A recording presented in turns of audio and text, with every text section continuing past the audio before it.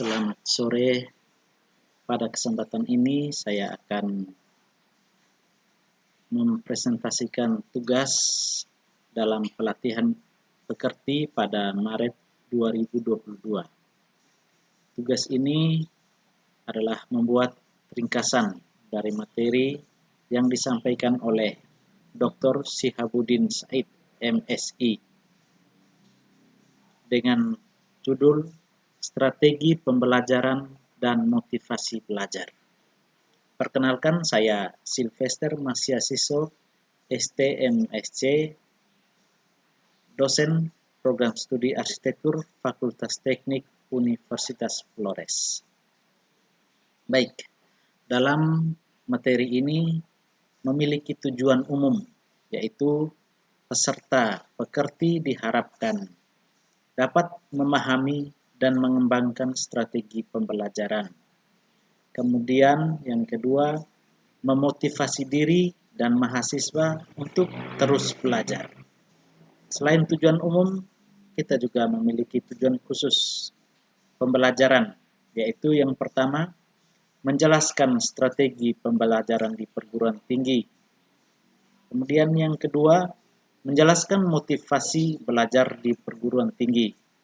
Dan yang ketiga, menjelaskan tuntutan belajar di perguruan tinggi.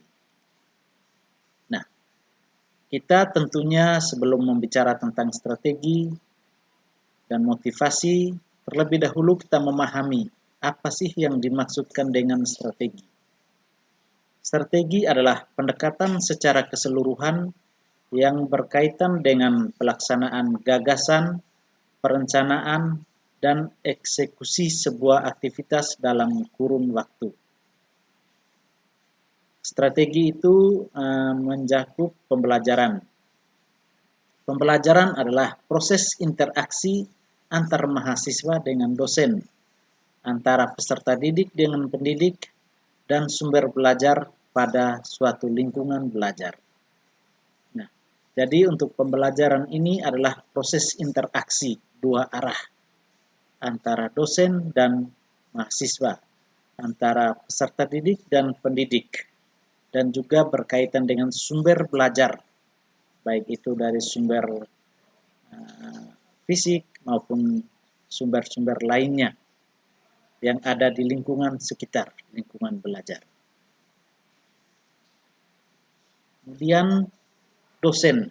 Dosen adalah pendidik profesional dan ilmuwan dengan tugas utama mentransformasikan, mengembangkan dan menyebarluaskan ilmu pengetahuan dan teknologi melalui pendidikan, penelitian, dan pengabdian kepada masyarakat. Jadi tugas dosen di sini sungguh mulia karena dikatakan sebagai pendidik profesional. Tugasnya mentransformasikan, mengembangkan dan menyebarluaskan ilmu pengetahuan teknologi melalui tridharma perguruan tinggi, yaitu pendidikan, penelitian, dan pengabdian masyarakat. Sehingga dosen sebagai tenaga profesional harus memiliki kualifikasi, diantaranya yang telah ditetapkan yaitu minimal pendidikan S2, kemudian memiliki nomor induk dosen nasional, dan juga memiliki jabatan fungsional minimal asisten ahli. Kemudian selanjutnya adalah mahasiswa. Mahasiswa adalah peserta didik pada jenjang pendidikan tinggi. Nah, kita melihat di sini ada beberapa pendapat para ahli mengenai pembelajaran. Di antaranya menurut Dimyati dan Mujiono, pembelajaran adalah suatu kegiatan dosen atau pendidik secara terprogram dalam desain instruksional untuk membuat mahasiswa atau peserta didik belajar secara aktif yang menekankan pada penyediaan sumber belajar. Kemudian pendapat lain, pembelajaran adalah suatu sistem instruksional yang terdiri dari beberapa komponen yang meliputi tujuan, bahan ajar, mahasiswa atau peserta didik, dosen atau pendidik, metode, media, dan kemampuan kognitif, afektif, dan psikomotorik agar mahasiswa menjadi lebih baik dalam komunikasi dan interaksi. Sekarang kita melihat tentang strategi pembelajaran. Strategi pembelajaran adalah komponen umum dari suatu rangkaian materi dan prosedur pembelajaran yang akan digunakan secara bersama-sama oleh dosen dan mahasiswa selama proses pembelajaran berlangsung. Pendapat lain menyatakan bahwa strategi pembelajaran adalah urutan atau pola perilaku dosen atau pendidik untuk dapat mengakomodasi semua variabel pembelajaran secara sadar dan sistematis.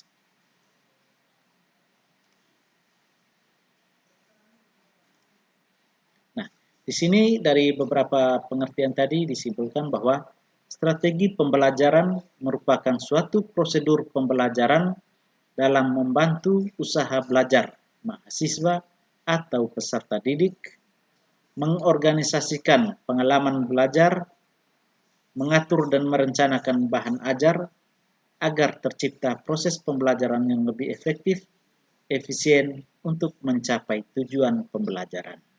Jadi strategi pembelajaran dia berkaitan atau menyangkut dengan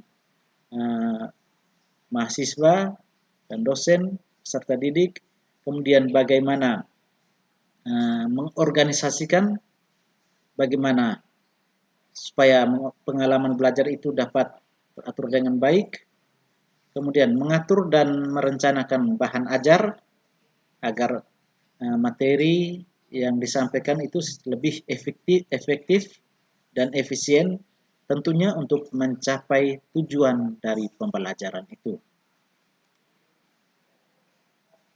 Nah, di sini apa sih pentingnya strategi pembelajaran? Yang pertama, memberikan rumusan acuan kegiatan pembelajaran. Jadi kegiatan pembelajaran itu dibuatkan suatu rumusan acuan semacam rel yang akan dijalankan bersama. Kemudian untuk mencapai tujuan pembelajaran, tentunya di awal sudah disampaikan bahwa pembelajaran itu mempunyai tujuan yang akan dicapai. Nah, strategi pembelajaran yang baik akan mencapai tujuan pembelajaran sesuai dengan yang diharapkan. Kemudian yang ketiga, strategi pembelajaran itu menarik minat belajar peserta didik. Jadi bagaimana strategi pembelajaran itu dibuat semenarik mungkin, dibuat seefektif mungkin agar menarik minat peserta didik untuk belajar maupun dalam kegiatan pembelajaran tersebut. Kemudian memotivasi, mendorong, menggerakkan, membimbing, dan mengarahkan peserta didik. Jadi ini yang menjadi salah satu tugas yang harus dipenuhi oleh dosen atau pendidik.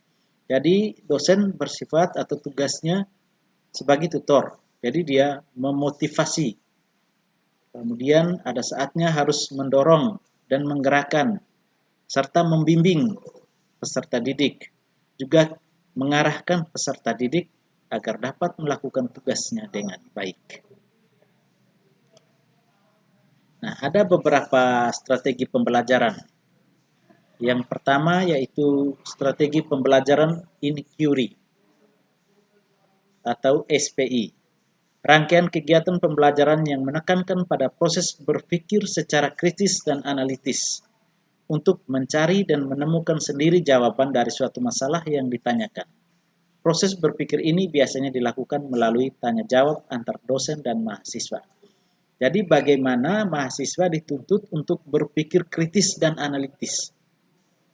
Kritis dan analitis untuk menemukan sendiri jawabannya dalam menyelesaikan atau memecahkan suatu permasalahan. Kemudian strategi yang kedua adalah ekspositoris atau SPE. Strategi pembelajaran yang menekankan pada proses pemberian pengetahuan atau materi yang diberikan secara lisan atau verbal oleh dosen kepada mahasiswa yang ingin membantu mahasiswa agar menguasai materi pembelajaran secara optimal dan efektif. Karena di dalam sistem ini, dosen menyajikan dalam bentuk yang telah dipersiapkan secara rapi, sistematis, dan lengkap, sehingga mahasiswa tinggal menyimak dan mencerna saja secara tertib dan teratur. Jadi dalam sistem pembelajaran ini lebih terkesan satu arah.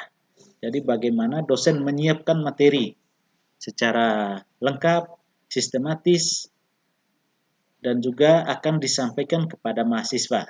Nah, dalam hal ini tugas mahasiswa adalah bersifat mendengarkan, kemudian menyimak, dan mencerna apa yang menjadi inti yang disampaikan, materi yang disampaikan oleh dosen. Kemudian strategi berikutnya adalah strategi pembelajaran berbasis masalah, SPBM. Strategi pembelajaran yang memadukan beberapa kegiatan pembelajaran yang menonjolkan pada proses pemecahan masalah ilmiah. SPBM didasarkan pada psikologi kognitif yang dapat dibebaskan dari asumsi bahwa belajar adalah proses mengubah perilaku melalui pengalaman. Jadi bagaimana kita belajar dari masalah, kita proses pemecahan masalah ilmiah yang kita pelajari di sini melalui proses mengubah perilaku melalui pengalaman. Dan yang keempat adalah strategi pembelajaran kooperatif, SPK. Metode pembelajaran jenis ini termasuk dalam rangkaian kegiatan pembelajaran yang dilakukan oleh mahasiswa dalam kelompok tertentu untuk mencapai rumusan tujuan pembelajaran. Strategi ini membelajarkan pembelajaran kooperatif menggunakan kelompok kecil atau tim yang terdiri dari 4-6 orang yang memiliki latar belakang berbeda baik secara akademis, ras, agama, atau gender. Nah, model ini adalah rangkaian kegiatan belajar yang dilakukan oleh mahasiswa dalam kelompok-kelompok tertentu untuk mencapai tujuan pembelajaran yang telah dirumuskan. Dan yang kelima, strategi pembelajaran meningkatkan keterampilan. Nah, pada strategi ini adalah mengutamakan kemampuan berpikir mahasiswa.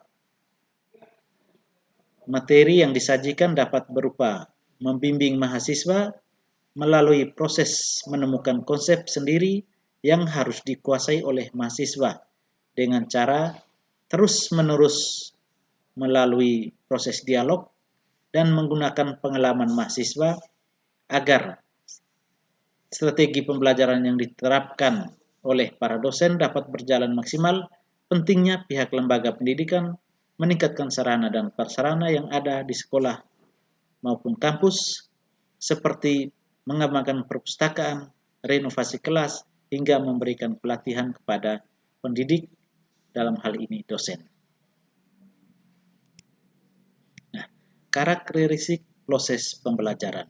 Yang pertama adalah harus interaktif. Jadi proses pembelajaran itu harus interaktif, harus dua arah. Kemudian harus inspiratif, harus menjadikan inspirasi atau contoh. Kemudian menyenangkan, jadi agar kegiatan belajar dapat berjalan dengan baik, baik untuk dosen maupun untuk mahasiswa, maka suasana harus dan prosesnya harus menyenangkan. Kemudian menantang. Kemudian memotivasi peserta didik untuk aktif. Jadi bagaimana caranya agar peserta didik, mahasiswa bisa aktif, mahasiswa bisa bebas memberikan pendapat, bebas memberikan pertanyaan yang berkaitan dengan materi yang disampaikan. Kemudian memberikan ruang yang cukup bagi prakarsa, kreativitas, dan kemandirian serta bakat, minat, dan perkembangan fisik serta psikologi peserta didik. Jadi karakteristik proses pembelajaran yang terakhir ini adalah memberikan ruang agar kreativitas dapat berkembang dengan baik, agar bakat dan minat mahasiswa dapat berkembang atau dapat nampak dalam proses ini. Nah, berikutnya adalah model pembelajaran, adalah proses belajar atau gambaran pembelajaran peserta didik dari awal sampai akhir. Pembelajaran yang ditandai dengan langkah-langkah spesifik atau sintaks. Jadi, contoh misalnya model pembelajaran yang kooperatif. Kemudian kalau strategi pembelajaran adalah rencana kegiatan yang disusun agar tujuan tercapai secara efektif dan efisien. Metode pembelajaran adalah cara pendidik menyampaikan atau memfasilitasi peserta didik untuk memperoleh pengetahuan atau keterampilan tertentu atau cara yang digunakan untuk mengimplementasikan rencana dalam bentuk kegiatan nyata. Contohnya pengamatan, eksperimen, ceramah, dan lain-lain. Kalau untuk teknik pembelajaran adalah cara pendidik menyampaikan atau memfasilitasi peserta didik untuk memperoleh pengetahuan atau keterampilan tertentu melalui metode pembelajaran tertentu yang digunakan untuk mengimplementasikan suatu metode, seperti contoh teknik presentasi dalam kelompok dalam metode presentasi. Kemudian taktik pembelajaran adalah gaya mengajar pendidik yang khas dalam melaksanakan metode atau teknik tertentu. Contoh misalnya siang hari guru mengajar atau dosen mengajar dengan ceramah yang penuh humor. Itu taktik. Biasanya sih dosen atau pengajar telah menyusun di dalam perencanaan, namun secara situasional biasanya dapat berubah sesuai dengan kondisi atau keadaan pada saat itu. Nah, kita melihat di sini ada 3 gambar yang menjadi contoh. Nah, dari gambar ini kita dapat melihat, misalnya gambar pertama pada bagian kanan atas, itu bagaimana mahasiswa-mahasiswi serius mendengarkan ceramah, serius mendengarkan materi yang disampaikan atau dipaparkan oleh dosen. Nah, kemudian pada gambar kiri pada bagian tengah itu adalah proses belajar yang kooperatif. Bagaimana mahasiswa melakukan diskusi dalam kelompok kecil. Dalam gambar ini kelompok yang terdiri dari 5 orang. Bagaimana mereka membahas persoalan, permasalahan dalam diskusi tersebut. Biasanya dalam kegiatan ini lebih interaktif, lebih kooperatif. Semua orang bebas mengungkapkan pendapat dalam berdiskusi. Nah, sedangkan pada gambar yang berada pada posisi kanan bawah, di sini dari gambar kita dapat melihat bagaimana sebagian mahasiswa tidur, ada yang lesuh, ada yang mencatat, ada yang memperhatikan, tetapi dengan aura yang kurang menyenangkan. Nah, pada gambar ini diketahui bahwa mungkin materi yang disampaikan tidak menarik, cara penyampaian tidak menarik, atau di sini kita melihat bahwa mungkin kondisi kesehatan dari peserta didik yang kurang baik. Di sini banyak faktor yang dapat kita amati. Tetapi kesimpulan dari ketiga gambar ini, saya dapat mengatakan bahwa bagaimana peran strategi pembelajaran. Di mana pada 2 gambar di atas itu bahwa dapat dikatakan bahwa strategi pembelajaran yang berhasil. Sedangkan pada gambar yang pada kanan bawah itu strategi pembelajaran yang kurang berhasil. Dilihat dari cara atau sikap peserta didik. Di sini dikatakan bahwa kurang berhasil dan ini menjadi tugas dosen untuk mengevaluasi bagaimana caranya agar hal tersebut, hal seperti ini tidak terjadi lagi di kemudian hari. Nah, dalam gambar ini juga dilihat bahwa ada perbedaan pada gambar kiri itu bagaimana dalam kelas besar, mungkin dalam kuliah umum atau seminar, itu pemateri dosen menyampaikan ceramah dan semua memperhatikan. Kemudian pada bagian tengah itu dibentuk dalam kelompok-kelompok kecil.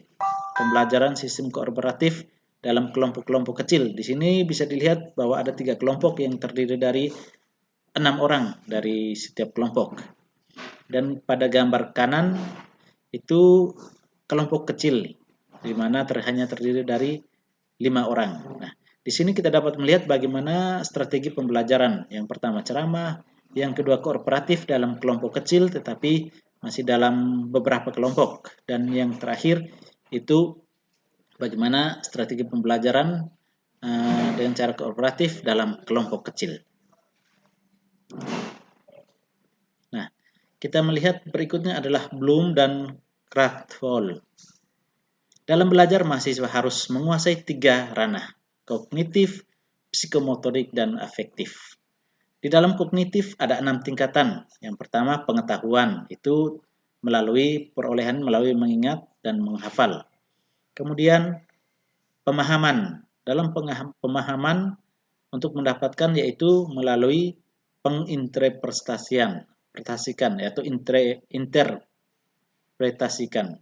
Kemudian yang ketiga aplikasi, yaitu menggunakan konsep untuk memecahkan suatu masalah. Yang keempat analisis, yaitu menjabarkan suatu konsep.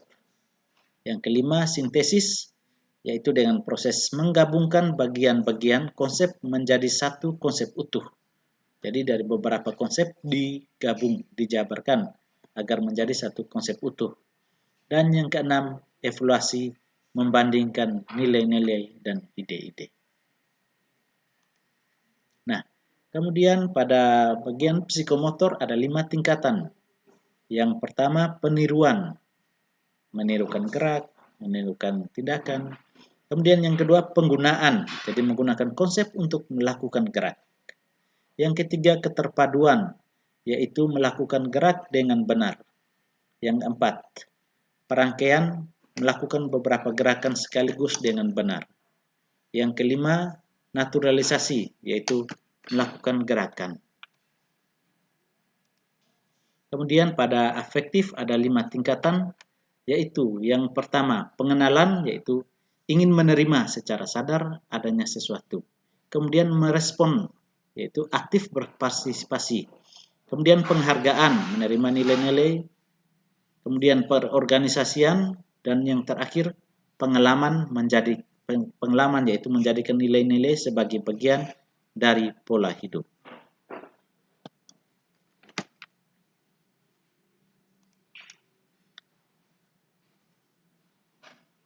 Motivasi di perguruan tinggi, yaitu motivasi pengertian, yaitu menggerakkan kondisi, menimbulkan perilaku, mengarahkan perilaku, mempertahankan intensitas perilaku.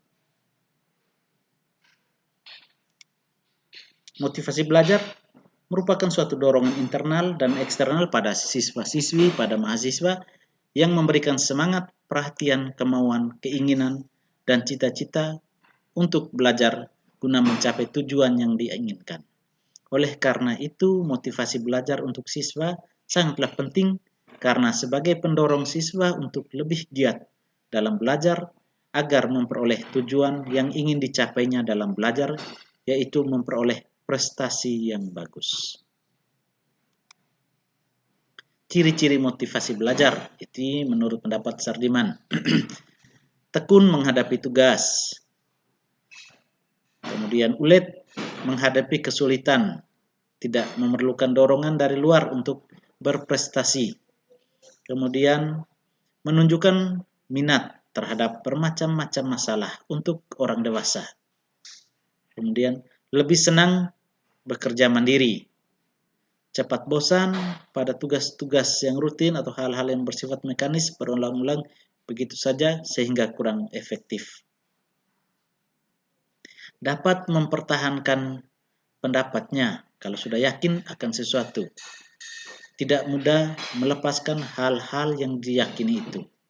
Kemudian ciri-ciri motivasi belajar yaitu senang mencari dan memecahkan masalah atau soal-soal. Analisis hasil kerja yang rendah. Prestasi belajar yang rendah itu belum menguasai pengetahuan, sifat atau struktur tugas yang sulit atau tidak menyenangkan, konsekuensi negatif pelaksanaan suatu tugas, jarang berlatih menggunakan keterampilan. Nah, fungsi motivasi dalam belajar yaitu motivasi adalah sesuatu yang paling mendasar dan yang harus ada dalam proses belajar karena hasil belajar akan optimal. Kemudian motivasi selalu bertalian dengan suatu tujuan. Jadi motivasi berhubungan dengan tujuan yang akan dicapai. Fungsi motivasi sebagai pendorong untuk berbuat suatu dari setiap aktivitas yang dilakukan. Jadi kalau ada motivasi, maka aktivitas ataupun apa yang akan dilakukan itu akan lebih ingin untuk dilakukan. Kemudian fungsi yang kedua dari motivasi adalah penentu arah perbuatan, yakni ke arah tujuan yang ingin dicapai. Yang ketiga, menyelesaikan perbuatan. Dan yang keempat, pendorong usaha untuk mencapai prestasi. Jadi motivasi penting sebagai perangsang, sebagai pendorong untuk melakukan atau meraih prestasi. Kalau bentuk motivasi di sekolah itu berbeda-beda, tergantung dari apa yang ditimbulkan oleh guru. Cara untuk menumbuhkan motivasi ada beberapa, seperti memberikan angka agar mahasiswa termotivasi. Kemudian memberikan hadiah sebagai rangsangan. Kemudian kompetisi. Kemudian ego involvement, menumbuhkan kesadaran dalam diri mahasiswa agar merasakan pentingnya tugas di kampus. Yang kelima, memberikan pujian. Orang akan merasa secara psikologis pasti akan lebih senang dipuji daripada dilecehkan. Tetapi dalam hal ini perlu diperhatikan adalah pujian yang diberikan harusnya tidak pujian yang diberikan selayaknya. Jangan terlalu atau melebih-lebihkan. Karena itu akan membuat mahasiswa merasa diri luar biasa. Jadi masih ada batasan-batasan yang harus diperhatikan.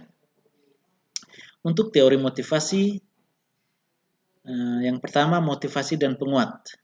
Skinner dan ahli teori tingkah laku mengungkapkan tidak perlu memisahkan antara teori belajar dan motivasi. Mahasiswa yang telah diberi penguatan untuk belajar, seperti nilai pujian, akan termotivasi untuk belajar. Demikian juga dengan mahasiswa yang telah dihukum dalam belajar, maka tidak lagi termotivasi untuk belajar. Kemudian yang kedua, hadiah dan penguatan. Tidak ada jaminan apakah hadiah akan menjadi penguat yang efektif, karena sebagai penguat ditentukan oleh pribadi dan situasi. Nilai penguat dari hadiah tergantung pada banyak faktor. Yang ketiga, cognitive dissonance. Teori yang menerangkan tentang tingkah laku seseorang dengan memberi alasan untuk menunjukkan bahwa dirinya positif. Teori ini berpegang bahwa orang akan marah atau tidak senang jika nilai kepercayaannya ditentang oleh tingkah laku yang secara psikologi tidak konsisten. Untuk mengatasi ketidaksenangan ini, mereka mengubah tingkah lakunya dengan memberikan alasan-alasan yang kira-kira tidak masuk akal. Teori atribusi, mencari penjelasan dan mencoba untuk mengerti mengapa seseorang memberikan alasan, terutama jika seseorang mengalami kegagalan atau kesuksesan. Orang mencoba untuk menyatakan bahwa dirinya positif atau mempunyai kesan positif dan akan mencari alasan untuk menghindari kesan negatif. Teori ini berfungsi sebagai bagaimana mahasiswa menginterpretasikan dan menggunakan umpan balik atas prestasi akademik mereka dan menyarankan kepada dosen atau guru bagaimana mereka harus memberikan umpan balik yang dapat menimbulkan motivasi yang sangat besar bagi mahasiswa. Kemudian yang berikut, self-worth, menghargai diri sendiri. Teori ini menggabungkan komponen motivasi dengan persepsi yang menyebabkan sukses atau gagal. Seorang individu belajar dari persepsi masyarakat bahwa seseorang dinilai karena prestasinya. Kemudian komponen dosen yang perlu dikembangkan. Jadi ada beberapa komponen dosen yang perlu dikembangkan. Yaitu yang pertama, kemampuan menguasai struktur dan konten mata kuliah. Bagaimana membelajarkan mahasiswa tentang konten mata kuliah yang disesuaikan dengan karakteristik konten itu sendiri dan karakteristik mahasiswa. Yang ketiga, dosen mengenali pengetahuan tertentu untuk mengajar. Yang keempat, dosen dapat mensintesis dua pengetahuan, materi dan pedagogik, dengan cara analogi ilustrasi. Contohnya penjelasan, demonstrasi, dan lain-lain. Kemudian membangun lingkungan belajar yang positif agar motivasi belajar meningkat. Yang pertama, mengatur iklim belajar, mempersiapkan lingkungan fisik, lingkungan sosial sekitar tempat belajar, mengajar dengan menghubungkan dunia IT, mengembangkan strategi belajar yang menarik, menyiapkan kelas kecil dan kelas besar. Ini ARKS model, itu harus ada perhatian, relevansi, kepercayaan diri, dan kepuasan. Strategi untuk merangsang minat dan perhatian mahasiswa. Yang pertama, gunakan metode penyampaian perkuliahan yang bervariasi. Kemudian gunakan variasi media. Bila tepat, gunakan humor untuk presentasi agar terkesan lebih menarik. Gunakan peristiwa nyata sebagai contoh, sehingga mudah untuk merangsang daya pikir mahasiswa. Gunakan teknik bertanya. Kemudian strategi untuk menunjukkan relevansi perkuliahan. Yang pertama, sampaikan apa kemampuan mahasiswa setelah mempelajari kuliah tersebut. Menjelaskan manfaat pengetahuan yang dipelajari. Kemudian berilah contoh latihan atau tes yang langsung berhubungan dengan profesi tertentu. Kemudian strategi untuk meningkatkan kepercayaan diri atau confidence. Memperbanyak pengalaman berhasil mahasiswa. Perkuliahan disusun dalam bagian yang lebih kecil. Meningkatkan harapan untuk berhasil dengan menyatakan persyaratannya. Memungkinkan kontrol keberhasilan di tangan mahasiswa. Tumbuh kembangkan kepercayaan diri mahasiswa. Berikan umpan balik yang konstruktif. Strategi untuk meningkatkan kepuasan. Gunakan pujian secara verbal dan umpan balik yang informatif, bukan ancaman atau sejenisnya. Berikan kesempatan mahasiswa segera mempraktekkan pengetahuan yang dipelajarinya. Minta mahasiswa membantu teman yang belum berhasil menguasai suatu keterampilan atau pengetahuan. Bandingkan prestasi mahasiswa dengan prestasinya sendiri di masa lalu atau standar lain, bukan dengan mahasiswa lain. Penutup sebagai simpulan, faktor internal yaitu kemampuan, motivasi, perhatian, ingatan, lupa, retensi, transfer. Sedangkan faktor eksternal yaitu kondisi belajar, tujuan belajar, pemberian umpan balik.